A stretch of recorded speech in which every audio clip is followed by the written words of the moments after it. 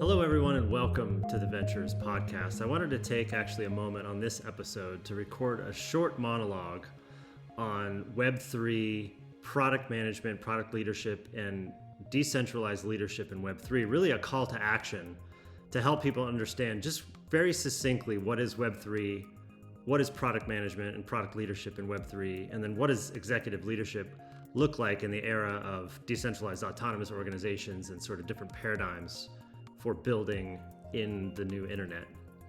So first of all, what is Web3? Just the technology that enabled Web 1.0 was essentially the core infrastructures of the internet, basic protocols that allowed us to go to an IP address or a domain name and see content like that, and all the content that was put up on the internet, and be able to read, right, the encyclopedias that were put online. That allowed us to have this information superhighway, as they said. Web 2, really, the core technology that enabled Web 2 was databases.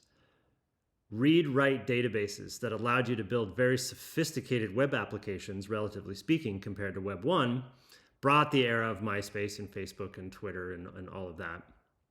And really that became a hoarding of information, these data silos. Very small number of companies ended up taking most of the traffic and most of the attention, most of our data, that resulted in a whole wide variety of problems that we've talked about in this show extensively. So Web3, really at its core, this is an oversimplification, but really at its core, the new technology that has enabled Web3 are blockchains. And what blockchains allow us now is, if Web 1 was read and Web 2 was read-write, blockchains allow us to read, write, and own. And it's this concept of distributed ownership, of decentralized ownership, your own self-sovereign ownership of data, where all you need is that private key, and then you essentially have this public database. So whereas in Web 2, we had these private siloed databases, now in Web 3, we have these public goods, these common databases that we can think about how to build and why that matters. And so there's a lot of speculation happening in the crypto markets and the buying and selling of these NFTs and different tokens and things like that. But the promise of the ability to bring value creation and value capture closer together, so you remove the people in the middle who are extracting different types of rents, that is extremely powerful. In fact, it's more than just helping artists and creators and entrepreneurs, although that's fundamentally extremely important. It has tremendous implications for the future of countries. Balaji has this book, Network State, that I'll put in the show notes. And if we have the ability to put all of our records on chain, if we have the ability to create our own currency, have our own governance mechanisms, the implications of this are enormous. So in the Web 2 world, I've been starting and investing in companies for over 16 years now. And in the Web 2 world, a lot of entrepreneurs think that they are good product people, product leaders, product managers. And I myself was in that camp until I met people who were extraordinarily good, like top professionals in their ability to build digital products. And these people have empathy for customers. They do all the research and work with the market researchers, and they can translate that empathy for customers into user interfaces and user experiences, and working with all the appropriate designers to make that happen, and then work with the engineers to actually create the product.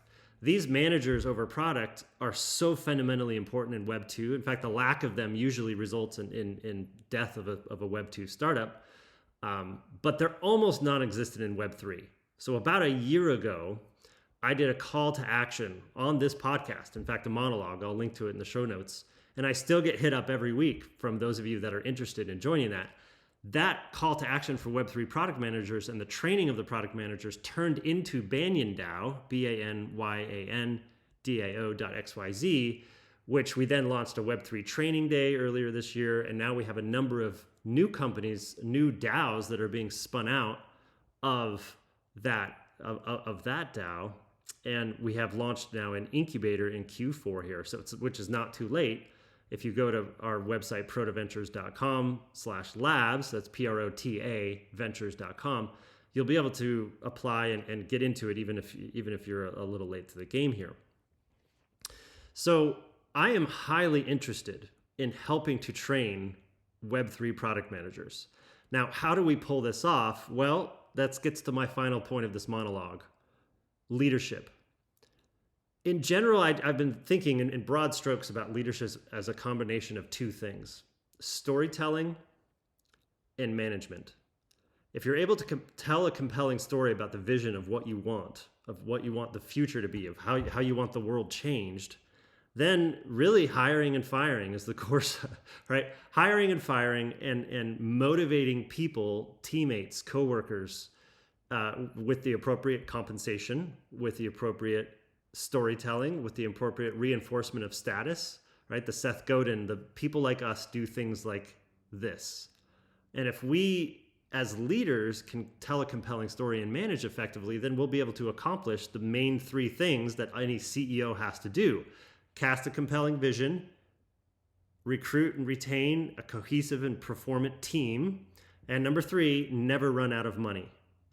Now, in the Web3 era, where we have decentralized leadership, this is a problem I'm seeing, and many others are seeing, in the DAO space. If you don't have a centralized CEO that is responsible for those three things, that means you have to decentralize that. You have to, amongst a group of people, have somebody who's doing the storytelling, or a group of people doing the storytelling, group of people that are recruiting the team and managing that team for effectiveness, that they're performant, which means you have to remove people who are not being performant, who are not part of the culture or the execution excellence that you're trying to go for. And then you also need people to just make darn well sure you're not running out of money. So I am interested in forming DAOs with people who are interested in sharing executive leadership for the purposes of building Web3 products. We are now in an era where Web3 products, those experiences, those decentralized applications, are what matters. I have a team of people. I run a venture capital group called Proto Ventures that I mentioned earlier. We have an incubator where we're helping people build products. I am highly interested, and my partners and I are highly interested in helping you. So please reach out. You can just email me directly at will@wclittle.com. You can find me on Twitter or LinkedIn at WCLittle. I really want to talk to you. I really want to form these DAOs. I really want to help you learn how to become a Web3 product manager. And I think if we put the appropriate structures in place and innovate together, I think we can pull this off. So thanks for watching. Thanks for listening. Take care.